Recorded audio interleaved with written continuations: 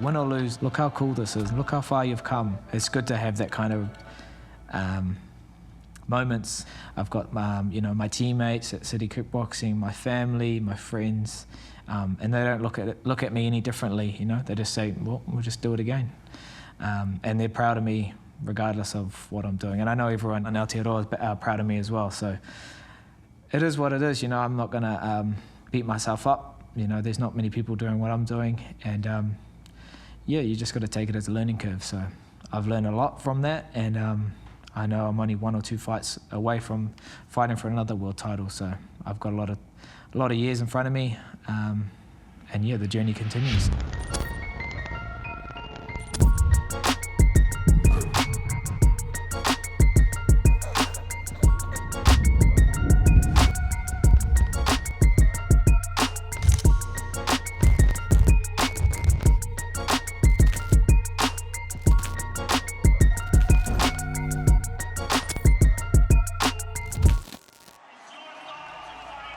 In my career, I've faced these losses before, even though it's for a world title, something that I've worked towards my whole life.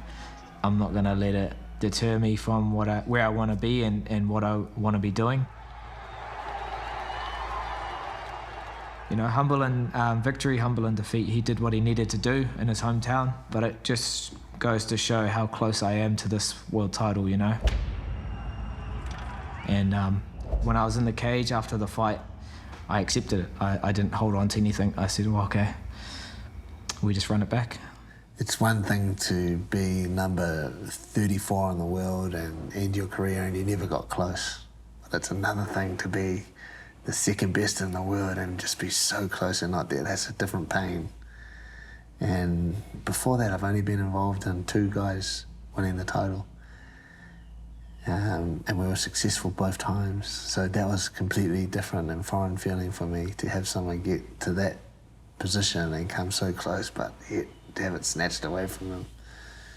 So on a personal level, I was pretty devastated. But it's also not my job it's not my job to show that sort of emotion, Like, there's other more important people than me, namely Kai, and other members of the team as well, who are a big part of Kai's journey. It's up to me to put my devastation aside and start to, almost immediately, you start to pick the pieces up straight away.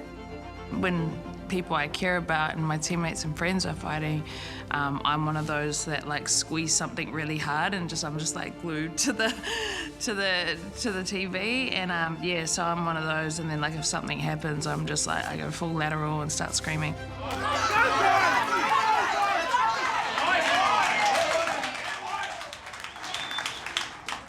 I prefer the lead up, I prefer being with him and I prefer being around his coaches, his teammates, because this is just work for them. They just are looking at the fight and that's it. But at home, I get my friends and my family, what time's Kai's fight? How are you booking Kai's fight? Are you nervous? I'm so nervous. And that really makes me anxious too. So I like being there during the fights. When I was watching it, I was quite happy with the way the fight was progressing. Yeah, and then just that sudden kick came in.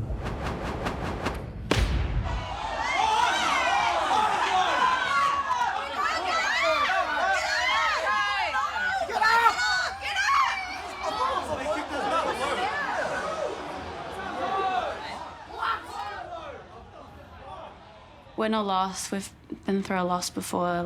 I've been with you through losses and life still goes on. So yeah, it's a bit of a roller coaster of emotions, but it's always a relief when the fight's over.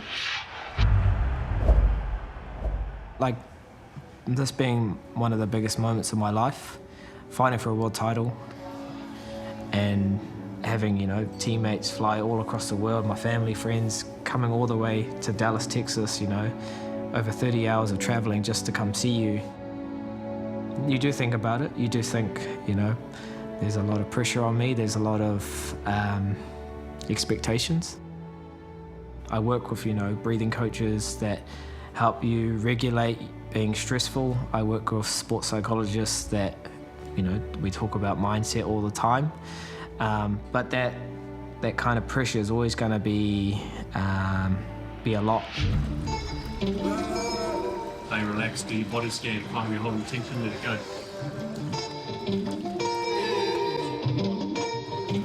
Yeah, we ride it till we elevate. Team walking on stars, look for better days. Times never stay hard till it's heaven's gate. 92, that's on God. And all my brothers keep going till they ballin'. One of the key things is your last fight doesn't define you, right? And I think what happens with a lot of athletes when they go through a major defeat, for instance, they really start to question their belief and their conviction and their vision. So it's important for him to take that time out and to debrief. So we'll sit down and we'll look at it from the perspective of disengaging the emotions here, taking some responsibility to look at potentially what it is that we need to change with our strategy, for instance. So he'll be talking with his coaching team. They'll debrief all that. For me, it's allowing him so that it doesn't start to devalue his self-image. And that's really important. How do we maintain that self-image? I'm still blessed regardless of whatever happened in the fight. You know, the outcome of this fight, you know, I'm still looked at as a world champion by my wife, my friends, my family, my teammates. Yeah, they're proud of how far I've come. SYD to the right LA, got no time for the soul and shake. Camp at CKB is a lot of fun. It's another level, but it brings out the best in you, and you know that you're just becoming more resilient. You're morphing into your best self, you know. So those times you've got to remember when it's hard, and remember when you're tired, and when you have your off days and doubt and nerves or whatever creeps in, you know. Just remember what you're putting stuff through. Yeah. If you want the smoke, I got the smoke for you. Fresh from a G to got the strength for you. Super same shit I might have to show you. Best in the galaxy and the solar infinity and beyond, boys light year. Nobody body the speed of my scare. Favorite plane on there, they might fear. 2019 and beyond is my year. It's a bit like a bowl of crystal clear water. And you can have negative thoughts, for instance. And you can imagine as you look through that crystal clear water, there's your vision and your identity. And every time you have those negative thoughts, it's like a little bit of dye, and very quickly you lose sight of who you are. And so we give him strategies to ensure that he's monitoring and managing his perceptions of that fight so that it doesn't start to contaminate the self-image. He knew he wanted to be a fighter. He knew he wanted to be a successful one, successful to the point that he's a well-known fighter and one of the best in the world. He knew that from a very, very young age, that this is what he wanted to do. And although that he shaped it and that changed a little bit as he went through that journey, from the very outset when he started this sport, he knew straight away his goals and what he wanted to be. And he never faltered from that path. But for the most part, he just took a trajectory straight towards that goal, and he just was unwilling to relent. Like he was going to reach that goal no matter what, whether it meant travelling halfway around the world, fighting whoever, whenever, wherever, coming back to New Zealand, forming a relationship with a guy that he never knew at all, like with a team that he never knew, like just willing to do whatever it takes from a very young age. Man, like that persistence and that drive to do that is something pretty special in Kai, I think. He wasn't like bred to succeed, which is why I think I really resonate with his story. Not starting off in the greatest of circumstances, and I'm not necessarily meaning like way of living, but like these are way that you enter in fight game. Like everyone knows that. That's why every other year you have like a 22-0 boxer fighting a 42-0 boxer. There's all these undefeated boxers and that.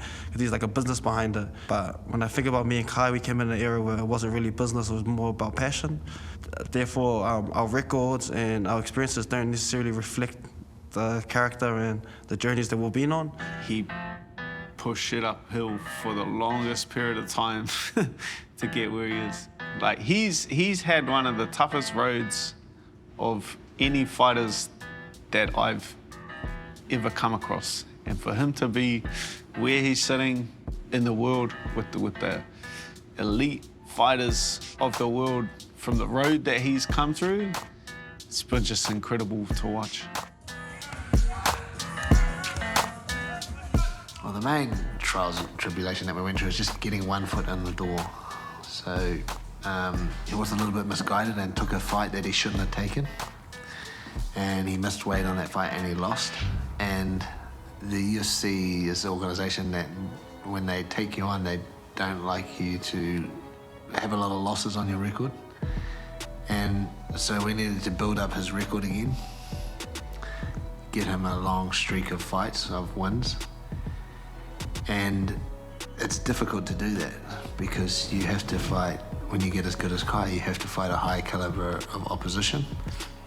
And every fight you take is a risk that you lose, and you then have to start the whole process again. So every fight we took was a big one, with the potential for him to go, you know, 1 step forward but 10 steps back. But then there's all the political stuff that goes behind the scene about getting a guy in and all the rest of it. Do the UFC need people from this region at this particular time? Is it something that they're trying to build up, this region, this part of the world? And a lot of it's about being in the right place at the right time. But we had been close quite a few times where we thought we might get a call up or a late call up, and we got ourselves ready and got ourselves on weight and prepared, and it never came true. So to finally get him over the line and get him in the UFC, where as we know now, he definitely belonged. That was jubilation for us.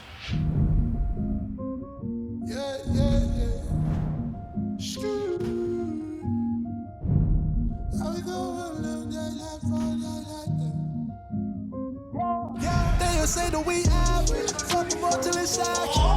32 to the corner, say money to never lack. All my bros got music, got loyalty for sure. Never gonna say something, that one thing's for sure. I need to wait, legends forever. We built for major pressure, from close to top together. I need to wait, legends forever. We built for major pressure, from close to top together. What makes him special in his weight class is honestly him. People don't realize it, and like I said, in his last 3 fights, people are starting to realize because he's starting to open up more, he's starting to blossom like the beautiful flower that he is. When he speaks about himself, he's like, I am a world champion, you know, I am this, I am that. And I get fired up when I hear him speak like that, because it's such a contrast from the kid who was very, I won't say didn't believe in himself, just wasn't putting it out there for the world to know. It's like, what do they say, closed mouths don't get fed? Yeah, he's eating now.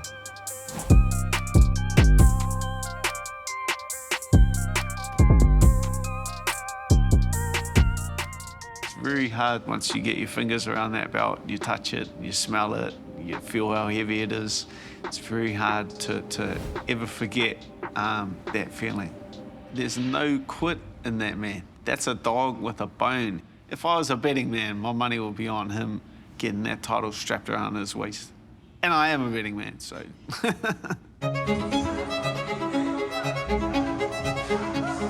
You can see how comfortable, confident he is. You know, very comfortable with like who he is and what he's about, and confident in his training, you know, his weight cutting, all of it. You can just see that. He's believing in himself, believing in what he's worked on. All these little things, and I can relate to that because I feel like that's where I did my massive leaps lately, you know what I mean? And it really does put you in a good position. So that's why I'm seeing that in Kai.